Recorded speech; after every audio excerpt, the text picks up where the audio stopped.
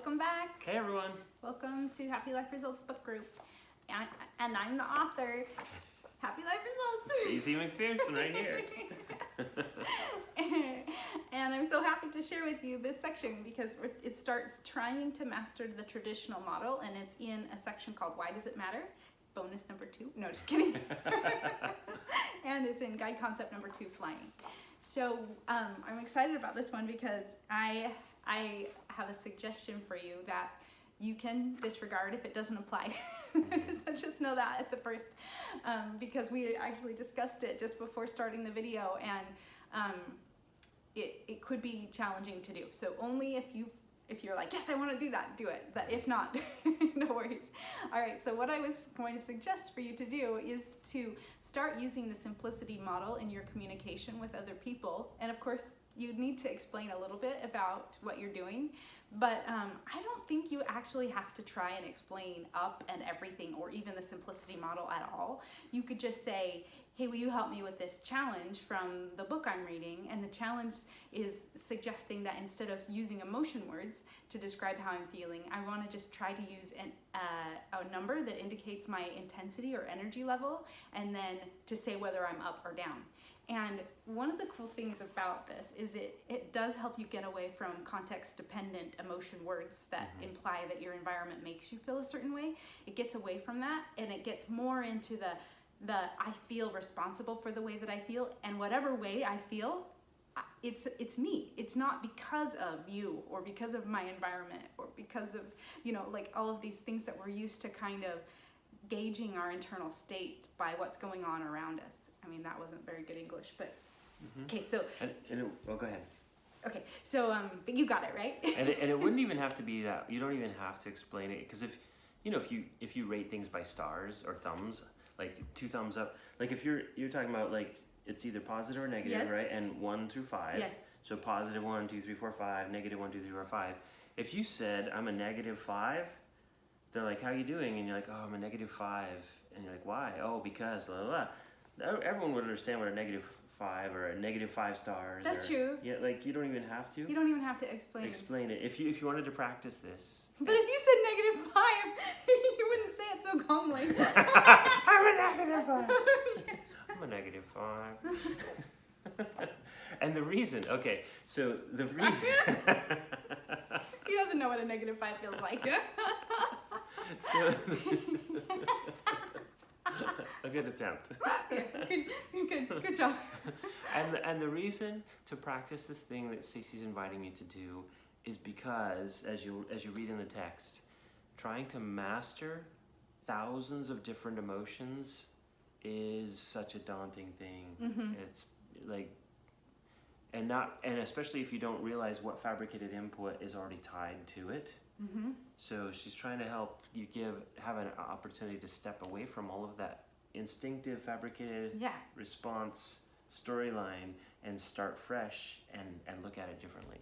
Yes, that's what I'm saying. So that's why she encourages you to do it, even if you don't have someone else going through the book at the same time with you that doesn't understand why. Like, the practice itself will be really useful. Yeah, and so to take a step back from that, and you could do it just internally. You don't need to tell the other person, but just catch yourself and say, what energy level am I at, and am I above or below 0? And then also keeping a diary. This is what Jason suggested.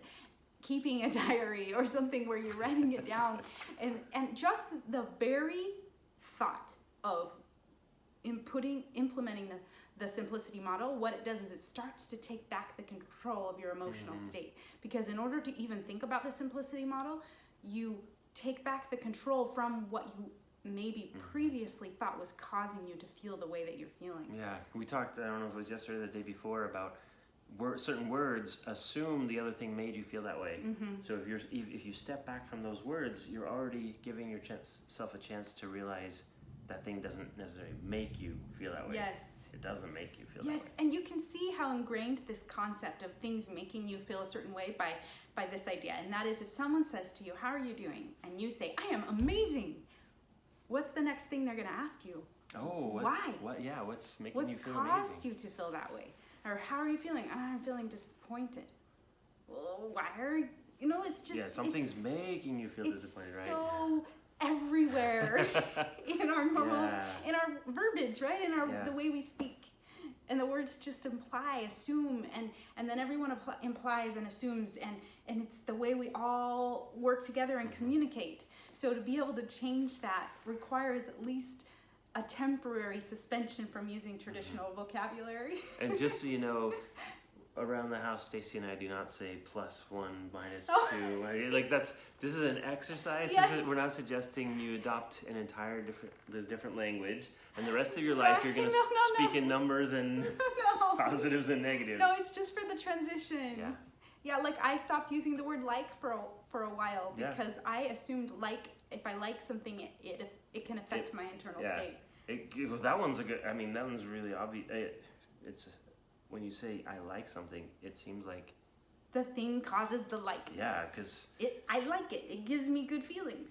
yeah, and she wanted to get away from that, like realizing that she brings the good feelings and assigned it to the thing. Yeah, and when you think about your fabricated input and the story you tell yourself, the things that you assigned like to, that was it was something you chose at some point to do consciously, and then now it's just instinctive. You see that thing and you just feel that, well, if you're in the traditional system, you just, I like it, so then it makes me feel that much better. Yeah.